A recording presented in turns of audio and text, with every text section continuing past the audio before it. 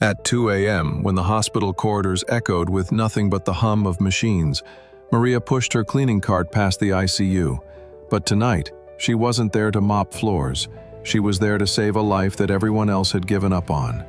What they didn't know was that 15 years ago, she was Dr. Maria Santos, and her hands had once held the power to heal, until one terrible mistake took it all away. Welcome to Stories Worth Telling. Before we begin this powerful story of sacrifice, hope, and unexpected miracles, please let us know in the comments which city you're watching us from today, and if you believe stories like these deserve to be remembered, hit that subscribe button and help us ensure they're never forgotten. The wheels of her cart squeaked softly against the polished linoleum as Maria moved through St. Mary's Hospital like a ghost. Her navy blue uniform hung loose on her small frame, the name tag reading simply, Maria, Custodial Services. To everyone who passed her in these halls, she was invisible, just another night shift worker keeping the hospital clean while the real heroes saved lives. But Maria knew something they didn't. Sometimes the greatest healers hid in plain sight. Room 314 glowed with the pale blue light of monitors. Through the narrow window, Maria could see him, James Mitchell, 67 years old, retired teacher, father of 3. His chart, which she had no business reading but did anyway, told a story she knew by heart: late-stage heart failure, complications from diabetes, prognosis grim. The specialists had done everything they could. Now, it was just a matter of time. Maria knocked softly and pushed the door open. James was awake, staring at the ceiling with the hollow expression of someone who had made peace with death. "Oh," he said, noticing her. "I'm sorry, I didn't realize it was cleaning time." "It's not," Maria replied, parking her cart just inside the door. "I saw your light on. Sometimes people can't sleep." James managed a weak smile. Hard to sleep when you know you might not wake up. Maria approached his bed slowly, her hands clasped behind her back. "My grandmother used to say that sleep isn't about closing your eyes. It's about opening your heart to peace." "Wise woman," James said. "You remind me of someone I used to know. A doctor, actually. She had this way of making you feel better just by walking into the room." Maria's chest tightened, but she kept her expression neutral. "Tell me about her." "Dr. Santos. She worked here about 15 years ago. Brilliant surgeon, they said. Could fix anything. Then one day she just disappeared. There were rumors, but nobody really knew what happened to her." Maria turned toward the window, looking out at the city lights. "Sometimes people disappear because they have to." "Maybe," Jim said. "But I always wondered if she knew how many lives she saved, how many families she kept together." "And your fluid intake is too restricted. Your body is working harder than it needs to." "How could you possibly know that?" James asked, his voice barely above a whisper. Maria met his eyes. "Because I've seen this before, many times." She reached into her uniform pocket and pulled out a small notebook, worn from years of secret observations. "Room 302, Mrs. Chen. Her blood pressure medication should be taken with food, not on an empty stomach. Room 318, Mr. Rodriguez. His pain medication is interfering with his heart medication. Room 305, Sarah Williams. She needs a different antibiotic, not a higher dose of the one that's not working." James stared at her in amazement. "You're not just a janitor, are you?" Maria closed the notebook and tucked it back into her pocket. "I clean floors and empty trash cans. That's what my employment records say. But once upon a time, I took an oath to do no harm. Some oaths don't expire just because you hang up your stethoscope." The monitors beeped steadily in the quiet room. James studied her face, seeing past the uniform, past the years of carefully constructed anonymity. "Dr. Santos?" he whispered. Maria's hands trembled slightly, but she didn't deny it. "That person doesn't exist anymore." "What happened?" Maria walked to the chair beside his bed and sat down, suddenly looking older than her 53 years. 15 years ago, I was the head of cardiac surgery here. I was arrogant, brilliant, untouchable. I thought I could save anyone, fix anything. She paused, gathering the strength to continue. There was a little boy, 8 years old, Tommy Chen. He needed emergency heart surgery after a car accident. The surgery was complex, risky, but I believed I could do it. I had done dozens like it before. Her voice grew quieter. His mother begged me to wait for another surgeon, said she had a bad feeling. I told her I was the best chance her son had. I was so sure of myself. James waited, understanding that some stories needed time to breathe. The surgery took 14 hours. Halfway through, I realized I had made an error in judgment. The boy's heart was more damaged than the scans showed. I should have stopped, should have called for help, but my pride wouldn't let me. I kept going, convinced I could fix my mistake. Tears began to form in Maria's eyes. Tommy died on the table, and it was my fault, not the accident, not his injuries. My arrogance killed that little boy. "Oh, Maria," James said softly. The review board cleared me of malpractice. They said it was a reasonable judgment call under difficult circumstances. But I knew the truth. I had let my ego override my medical judgment, and a child died because of it. Maria wiped her eyes with the back of her hand. I resigned that same day, gave up my medical... "But you've been helping people all this time," James said. "I can see it in your eyes. You haven't stopped being a doctor." "I empty trash cans and mop floors," Maria repeated. "I observe. Sometimes I make suggestions to the nurses, always carefully, always indirectly. But I don't practice medicine anymore." James reached out and took her hand. "Do you know how many people you've helped over the past 15 years? The nurses talk about the cleaning lady who somehow always knows which patients need extra attention. They call you their guardian angel." "I'm no angel," Maria said. "I'm a woman trying to make amends for the worst mistake of her life." "By hiding your gift?" James asked. "By pretending you're not one of the most skilled doctors this hospital has ever seen? By making sure I never again let pride cloud my judgment?" James squeezed her hand gently. "What if I told you that Mrs. Chen, Tommy's mother, works in the hospital cafeteria now?" Maria's breath caught. "What?" "She started working here about 10 years ago. She knows you're here, Maria. She's known for years." The room seemed to spin around Maria. "That's impossible." "She watches you sometimes, sees how you care for the patients, how you notice things others miss. She told me once that she believes Tommy led her here, to see that his doctor never stopped trying to save people." Maria stood up abruptly, pacing to the window. "You don't understand. I killed her son." "You tried to save her son," James corrected gently. "Under impossible circumstances, you made a human error while trying to perform a miracle. There's a difference between making a mistake and being a mistake." Maria leaned against the window, her reflection ghost-like in the glass. "I see his face every day, every patient I walk past, every child in the pediatric ward. I see Tommy." "And what does he tell you?" James asked. "To remember, to never forget what happens when you think you're God." "Maybe," James said. "He's telling you to remember that you're human, and that being human doesn't disqualify you from healing." The two sat in silence for several minutes, watching the monitors paint their electronic portraits of life and time. Finally, James spoke again. "My daughter is getting married next month.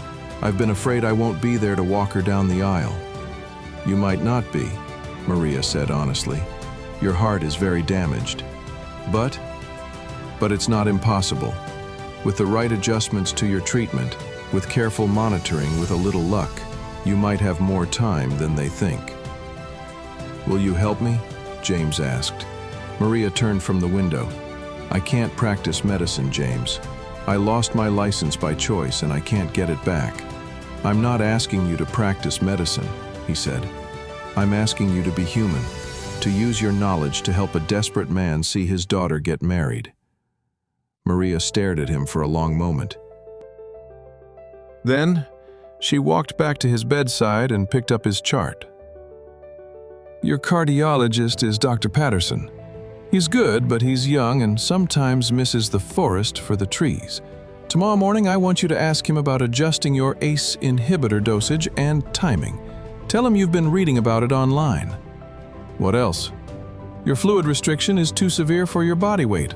Ask him about increasing it slightly. And request a different diuretic. The one you're on is too harsh for your kidney function. James smiled for the first time since she'd entered the room. You're still a doctor, aren't you? I'm a janitor who reads a lot of medical journals, Maria said, but her eyes betrayed the truth. Over the following weeks, Maria found herself checking on James more frequently. His condition improved slowly but steadily with the adjustments to his treatment. Other nurses began to notice the janitor who seemed unusually interested in certain patients' progress. One evening, as Maria was cleaning the nurse's station, she overheard Dr. Patterson talking to another physician. It's the strangest thing, he was saying. Mr. Mitchell in 314 has been asking all these specific questions about his treatment. Smart questions, like someone with medical knowledge was coaching him, and every suggestion has been spot on. Maria continued wiping down surfaces, invisible as always. Maybe he's been researching online, the other doctor suggested. Maybe, Dr. Patterson said, but these weren't amateur Google searches. Whoever is helping him understands cardiology at a graduate level. 3 weeks later, James was discharged. Maria watched from the hallway as his family wheeled him out, their faces bright with hope they hadn't dared to feel in months. That night, as Maria was cleaning the ICU, she found an envelope taped to her cart. Inside was a photo of James walking his daughter down the aisle, both of them beaming. On the back, he had written, "Thank you for reminding me that angels sometimes wear janitor uniforms. Jay." But it was the second note in the envelope that brought tears to her eyes. It was written in different handwriting, softer, more delicate. Dr. Santos, my name is Lin Chen. I work in the cafeteria downstairs. 15 years ago, you tried to save my son Tommy. I know you blame yourself for his death, but I want you to know something. In those 14 hours, you fought harder for my little boy than anyone else ever would have. You gave him every chance, every possibility of life that existed. Sometimes, love isn't enough to overcome the impossible, but that doesn't make the love any less real or valuable. I see you here every night, still fighting for people, still caring. Tommy would be proud of the doctor you've become. Not the one you used to be, but the one you are now. A healer who understands that the greatest medicine isn't in our hands, but in our hearts. Thank you for never giving up, even when you thought you had. With gratitude and forgiveness, Lin Chen. Maria sank into a chair in the empty hallway, the letters trembling in her hands. For 15 years, she had carried the weight of Tommy's death like a stone in her chest. For 15 years, she had punished herself by denying who she was meant to be. But maybe James was right. Maybe being human didn't disqualify her from healing. Maybe the greatest healers were those who understood both the power and the limits of medicine, who approached each patient with humility born from their own failures. The next morning, Maria did something she hadn't done in 15 years. She walked into the hospital administrator's office and asked for a meeting. "I'd like to discuss creating a patient advocate position," she said, still wearing her janitor's uniform. Someone who could work between the medical staff and patients, helping to ensure comprehensive care. The administrator, Dr. Williams, looked up from his papers. "That's an interesting idea. Do you have someone in mind for the position?" "Actually," Maria said, "I do. But first, there's something you should know about your night janitor." 6 months later, Maria Santos stood in room 314, the same room where James Mitchell had challenged her to remember who she was. But now she wore a white coat over her scrubs, and her name tag read Maria Santos, RN, Patient Care Coordinator. She had spent those 6 months getting her nursing degree, relearning medicine from a different angle. She couldn't go back to being a surgeon.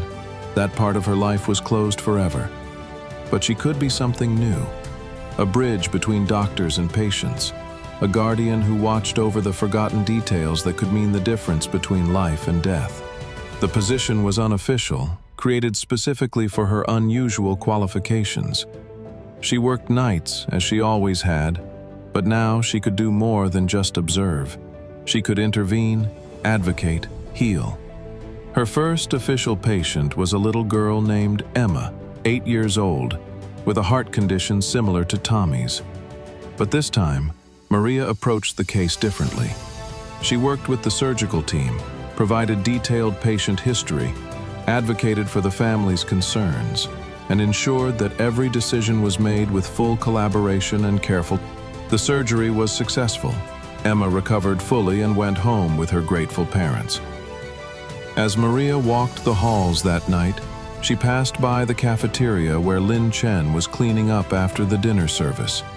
The two women nodded to each other, a small acknowledgement of the healing that had taken place between them. Maria continued her rounds, checking on patients, consulting with nurses, watching over the quiet dramas of life and death that played out in these sterile corridors. She thought about Tommy, as she always did, but now the memory came with something else. Acceptance. She hadn't been able to save him, but his death had taught her something valuable about the practice of medicine. It had humbled her, broken her down, and rebuilt her into someone who could heal not just with her hands, but with her whole heart. Sometimes the greatest teachers come disguised as our greatest failures. Sometimes we have to lose ourselves completely to find out who we're truly meant to be. And sometimes the most powerful healing happens not in the operating room, but in the quiet moments between people who understand that being human, with all our flaws and limitations, is not a weakness, but the source of our greatest strength.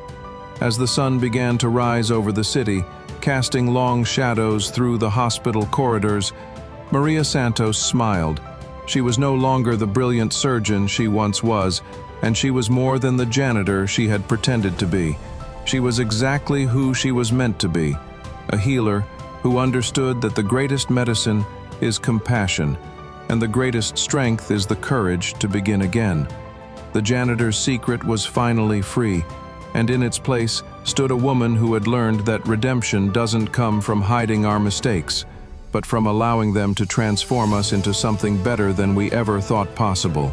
In room 314, a new patient slept peacefully, unaware that the woman who would watch over him through the night had once been broken by her own humanity and had chosen to let that brokenness become her greatest gift.